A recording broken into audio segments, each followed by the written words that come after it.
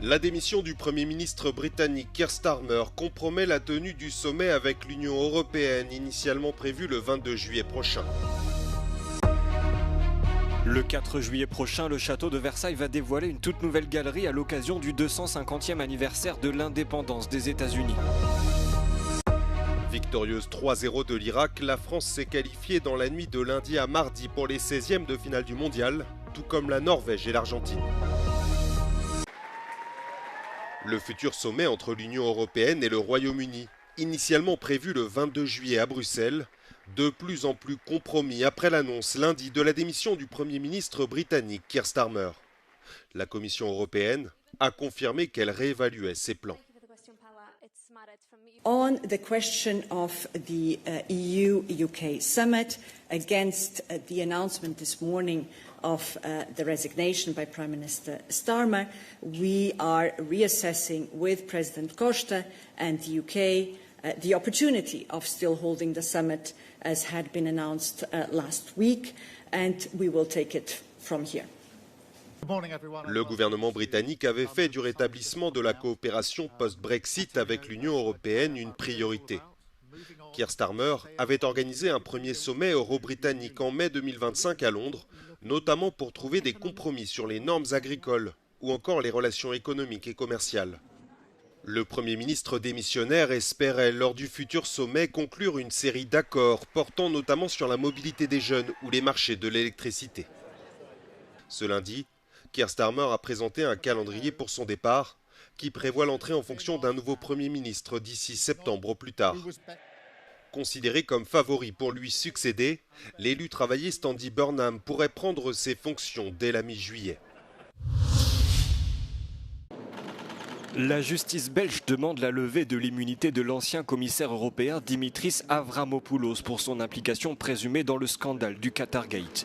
Une demande actuellement examinée par les autorités grecques. Il est appelé à s'expliquer sur sa collaboration présumée dans l'ONG Fight Impunity. Les autorités belges affirment qu'il aurait reçu de l'argent d'un réseau criminel lié au scandale de corruption par le Qatar au Parlement européen. Dimitris Avramopoulos assure que sa participation était honorifique et qu'il avait reçu l'approbation nécessaire de la Commission européenne. Il souligne également que toutes les rémunérations perçues dans le cadre de cette activité ont été déclarées et imposées en Grèce. Selon plusieurs médias, l'ex-commissaire européen aurait perçu jusqu'à 73 000 € pour avoir fourni ses services. Dans un communiqué, il précise qu'il ne fera pas usage de son immunité parlementaire et ajoute qu'il saisira la justice grecque afin qu'elle enquête sur cette affaire. Dimitris Avramopoulos a démissionné de l'ONG dès qu'il a été informé des développements liés au scandale du Qatargate à Bruxelles. Établir un partenariat stratégique avec l'Union européenne, c'est ce qu'espère décrocher le président du Kazakhstan, Kassym-Jomart Tokayev, à l'issue de sa visite diplomatique de 2 jours à Bruxelles. À cette occasion, l'ambassadeur du Kazakhstan auprès de l'Union européenne, Roman Vassilenko, a déclaré dans l'émission Europe Today d'Euronews que malgré des relations déjà solides, il existait encore une marge de progression considérable. We are in the heart of Eurasia. We border Russia, we border China, but we would like very much to strengthen our mutually beneficial ties with the European Union. Les entreprises européennes ont investi près de 184 milliards d'euros au Kazakhstan, principalement dans le secteur de l'énergie. Cependant, l'ambassadeur affirme que les plus grandes opportunités se trouvent ailleurs, dans la logistique, l'intelligence artificielle, l'hydrogène vert et les énergies renouvelables. L'exploitation de ressources rares est également au cœur des discussions. Astana produit 21 des 34 matières premières identifiées comme stratégiques par Bruxelles. La sécurité énergétique reste aussi un domaine crucial dans les relations entre Bruxelles et le Kazakhstan. Astana est le 3e fournisseur de pétrole brut de l'Union européenne.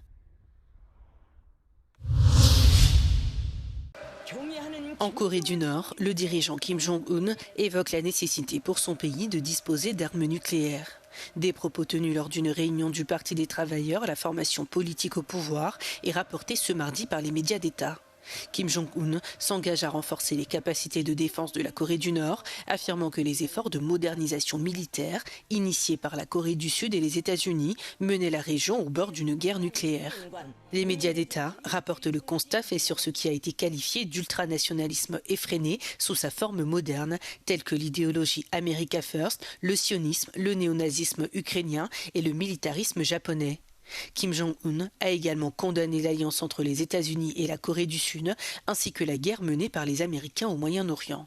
Pyongyang a affirmé à plusieurs reprises être une puissance nucléaire irréversible depuis l'échec en 2019 du sommet entre son dirigeant et le président américain Donald Trump à Hanoï.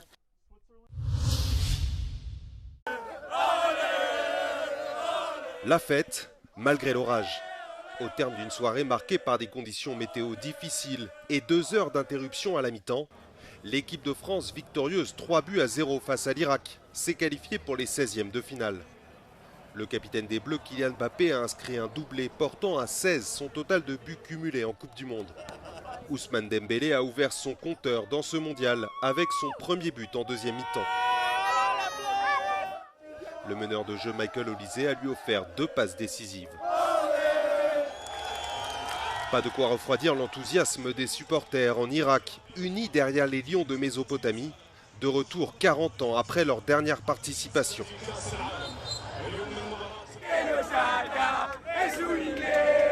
Un enthousiasme également partagé par les supporters argentins après la victoire de leur équipe 2-0 face à l'Autriche et sa qualification en 16e de finale.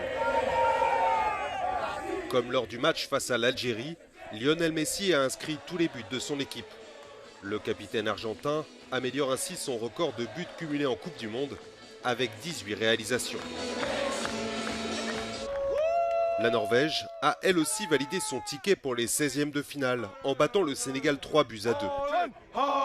En grande forme, l'attaquant vedette Erling Haaland, qui découvre la compétition mais n'est visiblement pas intimidé, a inscrit un nouveau doublé. Les Vikings, surnom de la sélection, ont rendez-vous vendredi avec les Bleus pour déterminer qui des uns ou des autres prendront la tête du groupe.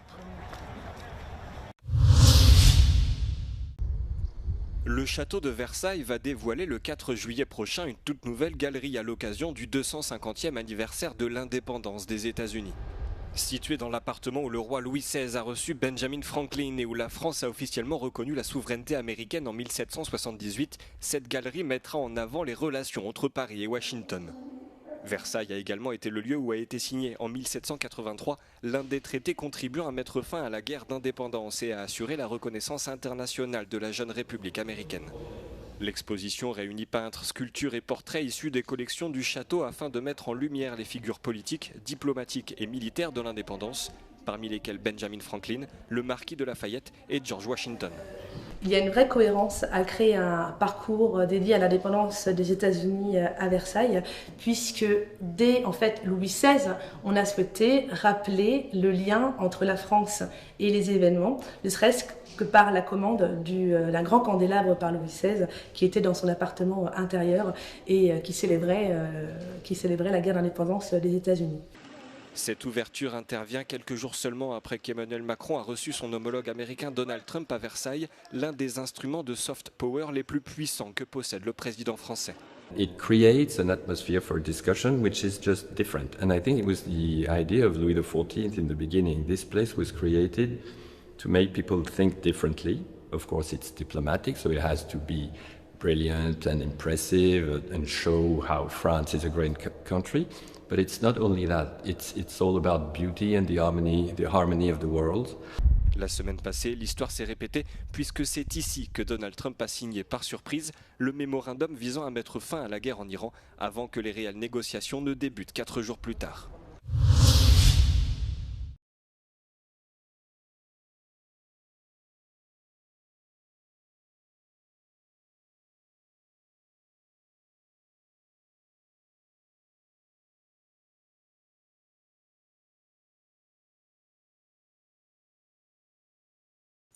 Bonjour, bienvenue.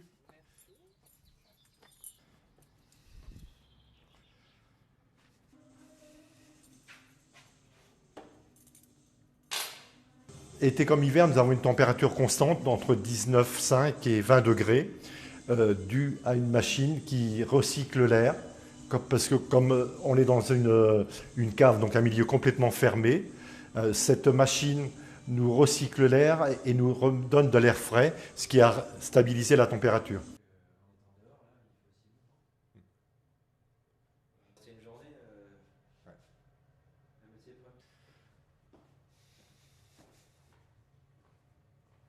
naturellement, on reste au frais, on n'a pas besoin effectivement, comme vous le disiez, d'une climatisation ou de quelque chose d'artificiel. Et c'est pareil l'hiver. L'hiver, si vous regardez les murs en fait d'un troglodyte, il n'y a pas d'isolant, il n'y a pas d'isolation sur ces murs, c'est uniquement des murs de tuffeau en façade. Et donc du coup, quand on chauffe à l'intérieur, l'hiver, on n'a pas froid puisqu'en fait la chaleur ne part pas à l'extérieur, elle reste vraiment à l'intérieur. C'est, je pense, en tout cas, le meilleur isolant naturel qu'on ait aujourd'hui.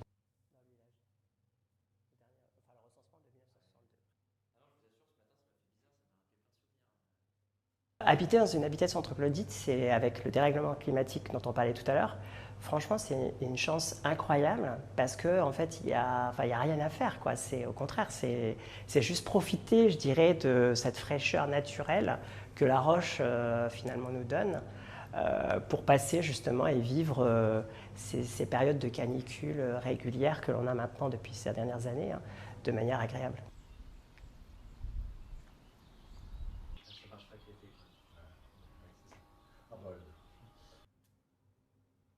Et Dominique nous disait qu'il y avait quand même beaucoup d'artistes.